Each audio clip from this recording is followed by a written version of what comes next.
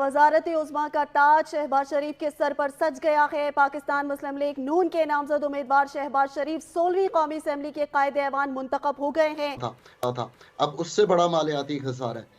अब ये हालत हो गई है कि हम डेट के पैसे देने के लिए भी बोरो करते हैं, यानी कि इस दफ़ा जो डेट हमने देना है, जो मार्कअप हमने देना है, वो 8300 अरब रुपया है। उन्होंने सरप्लस सिर्फ 188 अरब का किया है। तो मुझे तो ये कोई 1% चांस भी नहीं है कि ये चल सकेंगे, और ये शायद चलना भी नहीं चाहते कि IMF प्रोग्राम होने के बावजूद जो प्राइवेट लेंडर्स हैं दुनिया के, यानी कि दो तरह के लेंडर्स, एक जो बाहर के कमर्शियल बैंक है इंटरनेशनल, और दूसरा जो बॉन्ड खरीदते हैं पाकिस्तान के यूरो या सुकूक, हाँ। ये दो लेंडर्स ने बिल्कुल 1 पैसा देने से इनकार कर दिया है।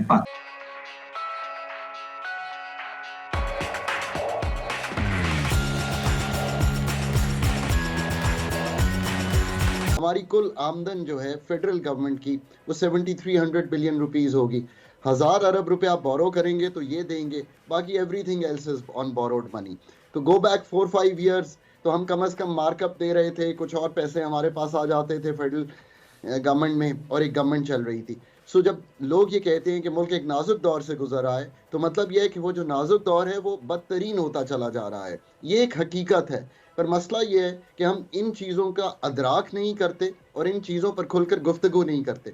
हम सतही गुफ्तगू करते हैं, और उस सतही गुफ्तगू की वजह से जो फंडामेंटल मसाइल हैं वो वहीं रह जाते हैं। अब सबसे बड़ा काम जो इस वक्त वज़ीर आज़म पाकिस्तान की नई आने वाली गवर्नमेंट का है वो ये है कि क्या उनके पास कोई कॉम्पिटेंट टीम है। और मैं टीम से ये नहीं कहता कि एक वज़ीर ख़जाना है, एक वज़ीर एनर्जी है।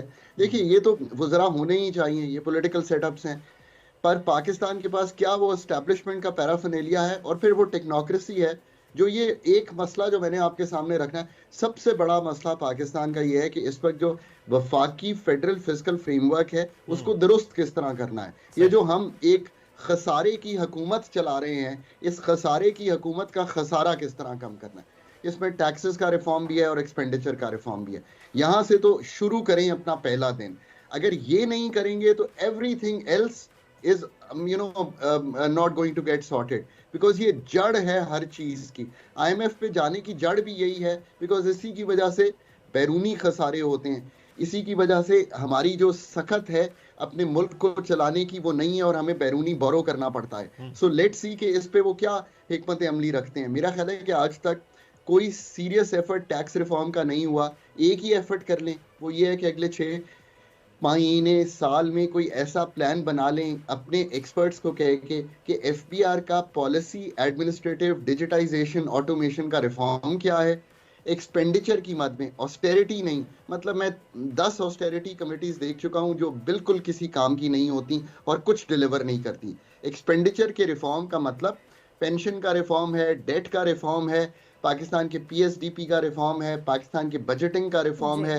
तो ये एक शॉर्टफॉल बहुत सिग्निफिकेंट है, और मार्च के महीने में जब IMF आएगा सेकंड और आखिरी रिव्यू के लिए, तो हो सकता है कि प्रोविंशियल हुकूमतों की जो फेलियर है उसको हाईलाइट करें। और मेरा अपना अंदाजा ये है कि आने वाले प्रोग्राम में, 3 साल वाले प्रोग्राम में, अब रुझान प्रोविंशियल गवर्नमेंट्स पर ज्यादा होगा कि उनकी परफॉर्मेंस बहुत बेहतर हो।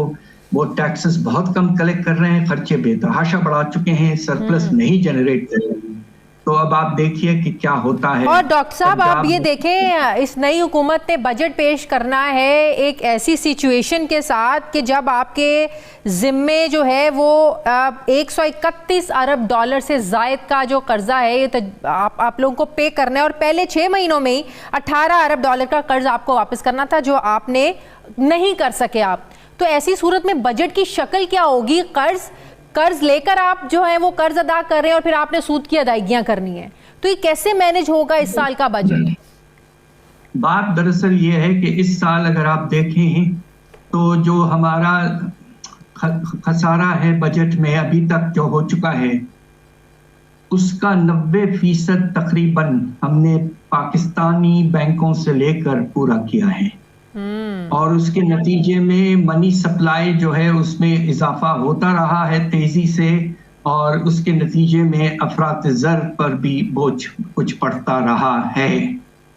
तो ये एक बड़ा मसला है। दूसरी तरफ आपने जो जिक्र किया, हमारे जो बैरूनी खर्चे हैं, एक्सटर्नल डेट 132 अरब डॉलर के लगभग पहुंच चुके हैं। उसमें तकरीबन आप देखिए कि 106 अरब डॉलर जो हैं वो हुकूमत के और हमारे पब्लिक एंटरप्राइजेस के, और उसमें जो वापसी करनी है वो बहुत ज्यादा है। अल्लाह का शुक्र है कि हमें काफी हद तक रोल ओवर्स मिलते रहे हैं। हमारा साथ दिया है, चाइना ने साथ दिया है, सऊदी अरेबिया ने साथ दिया है, और यूएई ने भी साथ दिया है। तो इससे कुछ हमारा जो रिक्वायरमेंट है कैश फ्लो की वो कुछ कम हुई है। मगर एक बहुत ही ज्यादा परेशान कुन बात यह है, जबकि इस साल हमारे बजट में हमने ये प्रोजेक्शन की थी कि हमें इन दो सोर्सेस से 6 अरब डॉलर तक मिल जाएंगे, एक पैसा नहीं आया है, ना आने के इम्कानात हैं। इसलिए ये गैप पैदा अगर हो जाता है ज्यादा तो आपके रिजर्व्स पर बहुत ज्यादा प्रेशर खुदा न खास्ता। मैं सारी ज़िंदगी इनको प्रैक्टिकली मॉरली सपोर्ट करता रहा हूँ, और मैं ये समझता हूँ कि इनका रेटरिक अभी तक बदला नहीं है। ये दो कश्तियों में सवार होना चाहते हैं। एक तरफ ये चाहते हैं कि पीपल्स पार्टी को भी अपोजिशन दें, और दूसरी तरफ गवर्नमेंट का हिस्सा भी बने, जबकि गवर्नमेंट में पीपल्स पार्टी हिस्सेदार है। जाहिर है। तो ये चीज़ चलने वाली नहीं है, और फेडरल गवर्नमेंट भी चलने वाली नहीं है। ये मैं 2025 के अंदर पाकिस्तान में दोबारा इंतखाबात देख रहा हूँ, मुझे कोई डाउट नहीं है। 2025 में? जी, 2025 के अक्टूबर में। What are you saying, शबर साहब? देख लीजिएगा। Have you any idea कि कितना पैसा लगा है इस इलेक्शन के ऊपर? कोई फर्क नहीं पड़ता। अमेरिका में, सॉरी इटली में, यूएस, इटली में, यूरोप में, मतलब बैंक करप्सी की तरफ हम खड़े हुए हैं, पैसा हमारे पास है नहीं, कर्जों में हम जकड़े हुए हैं। 2025 में आप इलेक्शन करा रहे हैं दोबारा, और वो अक्टूबर में करा रहे हैं। आप नहीं कराएं, आप मजबूर होंगे, आप करा लेना पड़ेगी आपको इलेक्शन। ये असेंबली नहीं चल सकती इस तरह से, जिस तरह की असेंबली ये आई है, और जिस तरह की असेंबली के अंदर जिस तरह के लोगों की गुफ्तगू है और जो उनका माइंड सेट है, ये कैसे चल सकता है? ये कोई सिस्टम चलने वाला नहीं है, ये थोड़ी चल सकता है। ये आपके ख्याल में चल जाएगा? ये आपकी गलतफहमी है, चल जाएगा ये। अच्छा, वैसे जब आपने इतनी बात कह दी है तो थोड़ा सा आगे भी चल लेते हैं ना। रिवाइवल ऑफ पीटीआई फाउंडर आप देख रहे हैं क्या जी? वो वापस आने, कैदी नंबर 804 आ जाएंगे आपको लगता है? नहीं, मुझे एक बात बताइए, बिल्कुल सिंसियरली बताइए, सिंसियरली बताइए कि आप उसको कैदी नंबर 804 कह रही हैं, आप मुझे बताएं कि क्या बैलेट वक्त में वो जीता है या हारा है? ईमानदारी से बताएं। बिल्कुल ऑब्वियसली जो निकले हैं चीजें उसमें तो लोग कह रहे हैं कि उन्हीं के वोट। तो अगर जीते हैं तो फिर आपको क्या हक हासिल है एक आदमी को जो जीत कर आया है उसके बारे में कहना कि वो कैदी नंबर 804 है? मतलब आपको हक हासिल है ये एज ए पाकिस्तानी? गलत है, ठीक है, पार्टी जीत के आई है ना, तो आपको क्या हक हासिल है ये कहने का कि जी हम उसको नहीं, हम कि वो नहीं आना चाहिए? ठीक है, अगर आप समझती हैं उस आदमी को। लेकिन अगर सिस्टम उनको एक्सेप्ट ही ना करे। सिस्टम कोई आसमान से तो नहीं उतरा ना, सिस्टम की भी तो कोई, सिस्टम भी तो आखिर किसी ना किसी को। देखिए शबर साहब, मैं आपसे अब आप यहाँ तक बात लें ना, तो मैं बिल्कुल क्लियर आपसे सवाल करती हूँ। देखिए, जिन कॉरिडोर्स में आप जाते रहे हैं, जहाँ के पावर्स आप मुझसे बेहतर समझते हैं, जब वहाँ एक्सेप्टेंस नहीं होगी तो फिर कहीं नहीं होगी। That's very clear in Pakistani political system. आप मुझे ये बताइए कि जिन कॉरिडोर्स में जहाँ से डिसीजन होती है, क्या वो पाकिस्तान के ज़मीनी हक़ाइक़ से बिल्कुल बेबहरा हैं?